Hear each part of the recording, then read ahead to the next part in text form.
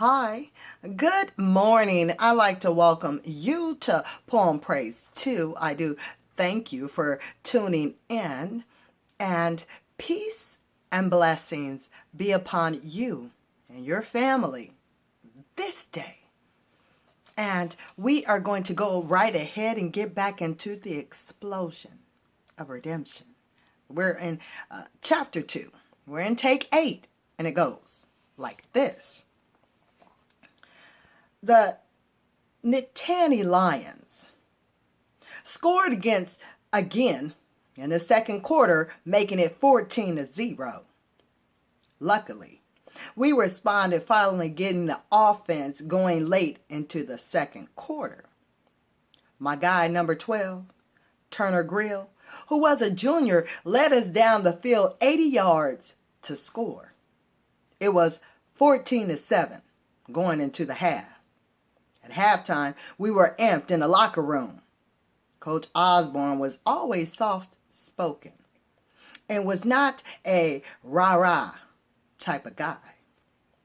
But he said what was necessary to get us revved up for the second half. In the third quarter, they scored first again. But we scored right back. We played great defense the rest of the third quarter and went into the fourth quarter only down 7.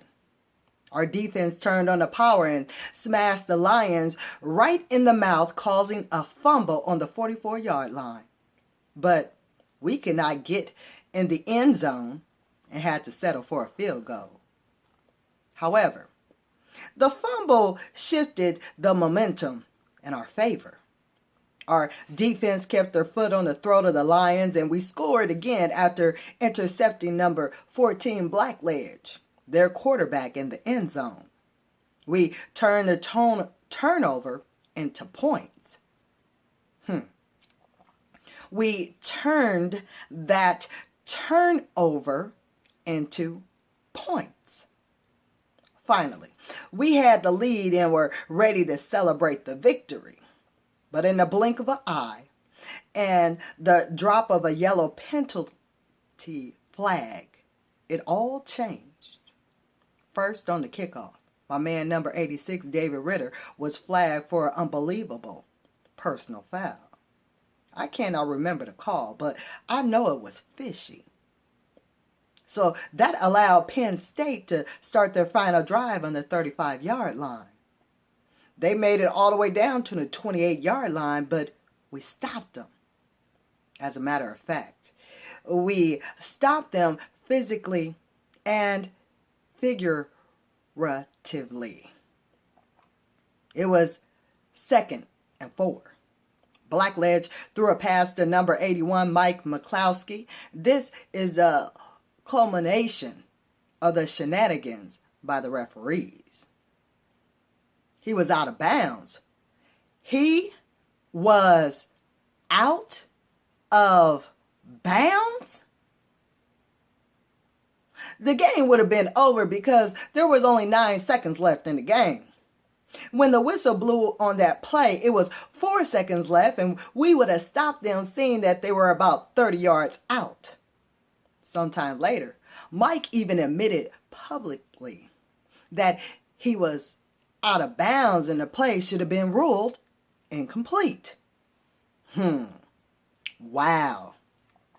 We were supposed to go undefeated that year and win the championship, but somebody else had other plans for us.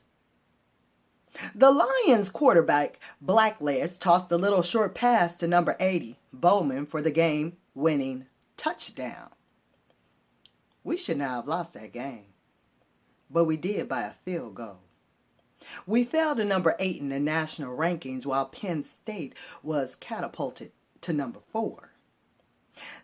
This game pissed us off, and we ran the table going undefeated the rest of the season.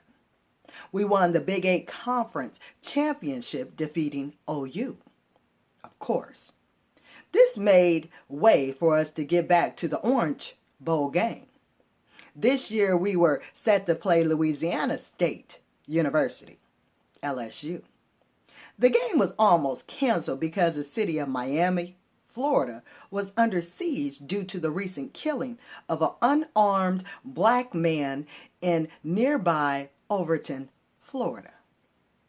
From what we knew, a young black man was at a pool hall when officers decided to complete, quote, quote, so-called routine check for narcotics and ended up shooting the individual in the head.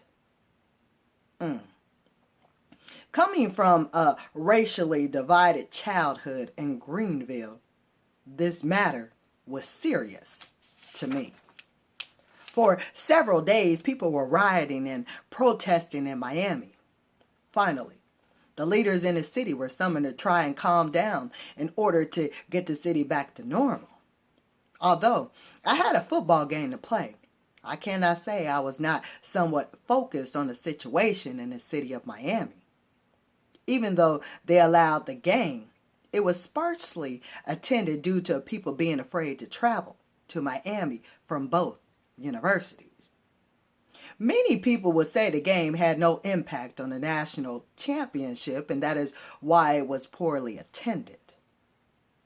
We know that was not the case. When we arrived at the airport, they loaded the buses and rushed us with police escort to our hotel. We had a curfew and did not venture away from the hotel. We just stayed in and talked about the game and were about to do what we were about to do to the LSU Tigers.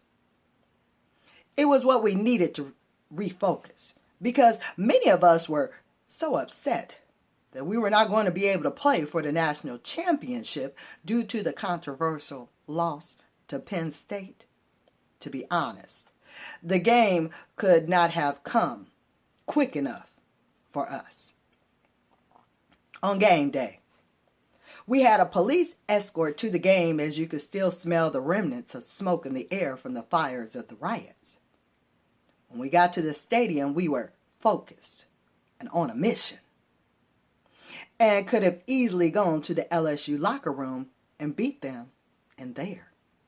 Coach Osborne was always great at channeling all of our energy and aggression into a systemic game plan to get the best out of each of us for the benefits of our sales, Nebraska, the Cornhuskers, and the game. That is what I loved about him as a leader of men. I can talk about Coach all day, but back to the game. When we walked out the tunnel, it was like I was deaf. All I could see was the lights bouncing off my teammates' helmets who were in front of me and the target on those gold, white, and purple uniforms of LSU. I can remember the amount of nerves I had and how I turned them into energy. Although there were not many people in the stadium, the crowd was very, very loud. At the start of the game, our defense came out and set the tone. They stopped LSU offense in 3 consecutive downs and forced an early punt. We then took the ball like it was an expiring time bomb and scored quickly. We took the lead 7-0 before 4 minutes had expired on the clock.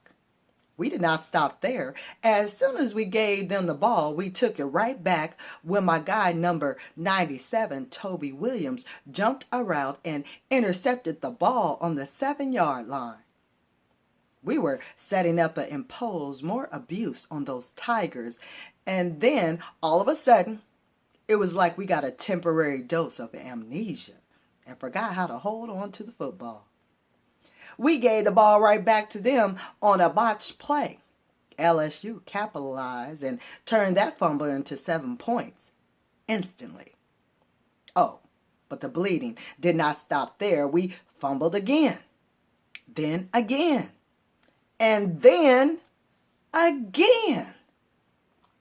4 back-to-back fumbles? Luckily, the Tigers only scored twice out of the 4 fumbles, taking us into halftime with a 7-point deficit. The Tigers had 14-7. At halftime, Coach did not say much. We knew what we needed to fix, and we wanted to get it back out there so we could take care of business.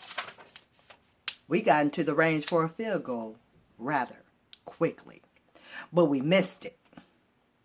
Then the ghost of the first half came back on the field and we fumbled the ball yet again.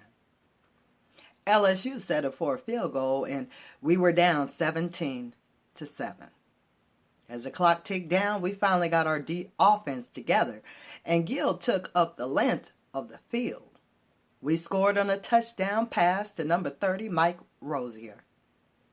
By the start of the fourth quarter, the Miami air was getting cooler and the saltwater air had us all battling dehydration. Tired. We knew we had to make a move. Now, we scored rather early in the fourth quarter when Gill went in on a quarterback sneak, giving us our first lead at 21-17. We tried a quick fake field goal and dropped the pass. We had the dropsies all day, as we can tell. You got that right. We held LSU to a field goal and eventually won the game. Not an empty victory, but we knew this was a consolation prize. We should have been playing for the national championship. A little side note. LSU beat Alabama, who beat Penn State. Technically, we beat Penn State. We returned to below 30 degrees temperature and considered this season unfulfilled, with a little downtime before the track season began. I did not go too far down the dark hallway. Actually, I had my extracurricular activities under control. I only consumed enough to maintain.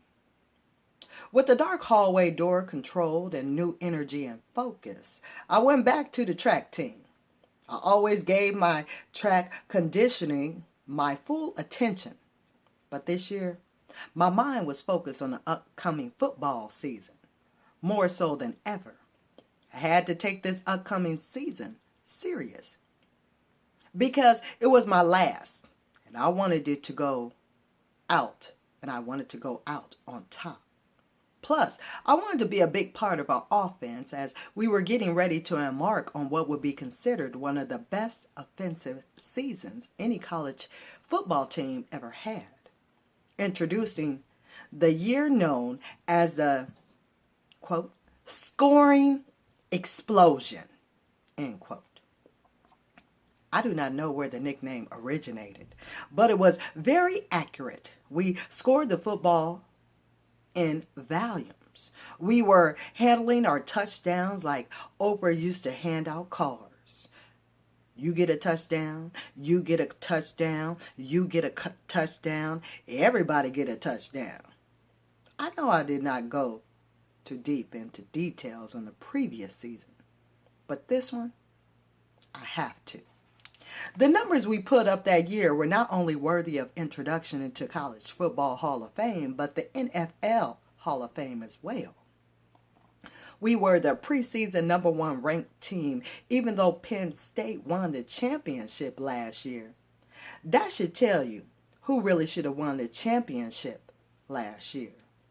We were so high profile that we had a private plane for that season. We would land, the buses would meet us on the tarmac, and we would go right from the plane to the bus like we were presidential. We did not have to go through the airport like we used to. After boarding the buses, we would head straight to our hotels. Normally, we had to book 3 floors for our team's safety and unity. This year was focus-driven.